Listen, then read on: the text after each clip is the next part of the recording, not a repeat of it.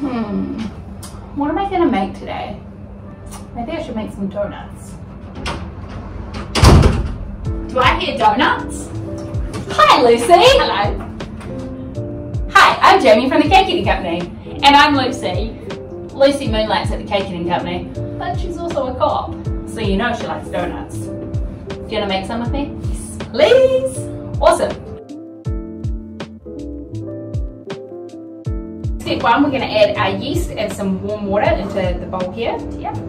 So we're using instant active yeast, so it's ready to go straight away. If you're using yeast at home, then if it's not instant active, you're gonna need to let it set aside for about 3 to 10 minutes till the yeast gets nice and creamy.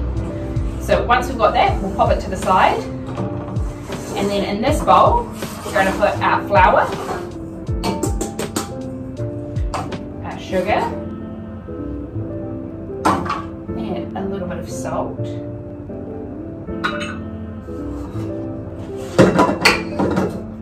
And then we're gonna mix that, mix her up, and slowly add the eggs in as we go.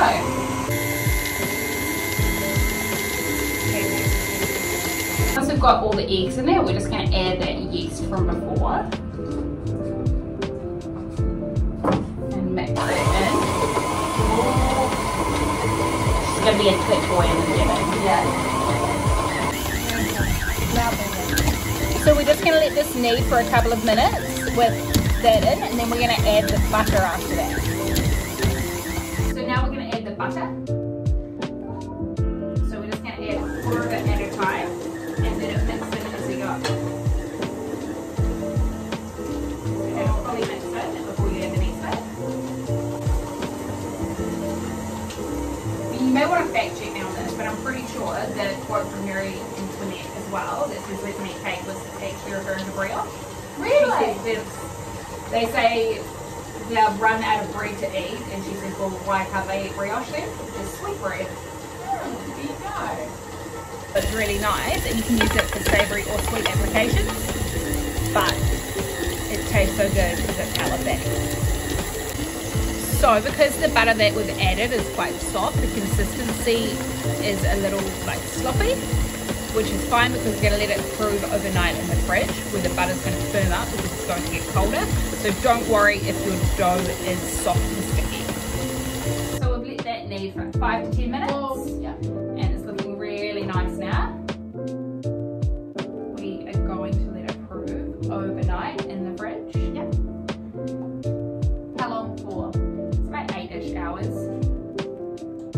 So if you wanted it for a night time, you could do it in the morning. Yeah, get it going in the morning. So we're just going to pop it in this bowl. I like to stick the rim down so it's not stuck to the side of the bowl so it doesn't get any dry crunchy bits. And now we're going to pop it away. Boom, ready. Cool, so now we're going to roll out the donuts and get them ready to prove. So we're going to flour our bench and flour the tray because they're going to be sticky. We don't want them to stick. Top tip, as soon as you get it out, soak the bowl in water. Alright, so roll it. Now, because of the gluten in the dough, as you roll, we're going to let it rest before we cut it because the gluten's going to make it contract back. So if we roll and then cut straight away, the donuts are going to shrink. Yep, okay. Like so it's kind of shrinking now every time I roll it down. Yep, so you're just going to roll and rest how big? A little bit thinner. So I'm going to say maybe like a centimetre thick. Okay.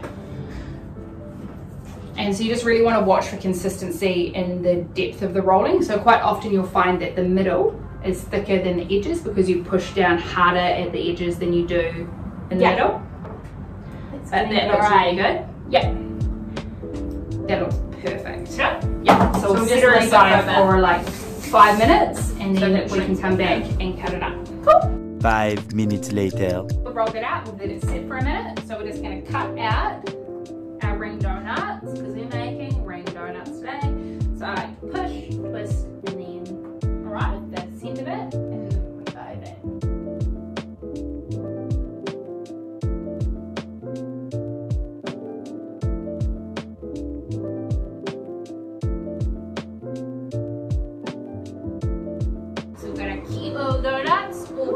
puffed up, and we're going to fry them in some oil.